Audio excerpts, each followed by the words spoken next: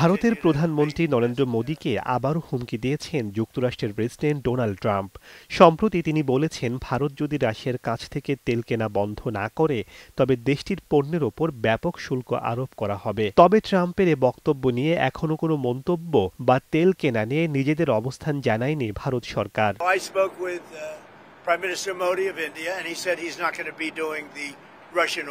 Trump জানান, ভারতের প্রধানমন্ত্রী নরেন্দ্র মোদী তাকে ব্যক্তিগতভাবে আশ্বস্ত করেছেন যে ভারত রাশিয়া থেকে তেল আমদানি করবে না। নরেন্দ্র মোদীর সরকার সত্যিই এমন কোনো আশ্বাস দিয়েছে কিনা তা নিয়ে প্রশ্ন উঠেছে। ভারতের পররাষ্ট্র মন্ত্রণালয়ের মুখপাত্র রণধীর জয়সওয়াল বলেছেন, তিনি যতদূর জানেন প্রধানমন্ত্রী মোদী ও প্রেসিডেন্ট ট্রাম্পের মধ্যে কোনো আলোচনা হয়নি।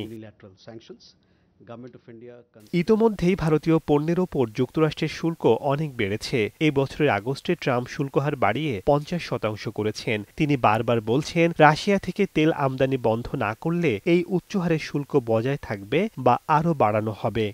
And I want to see it stop. So I was not happy that India was buying oil. And he assured me today that they will not be buying oil from Russia.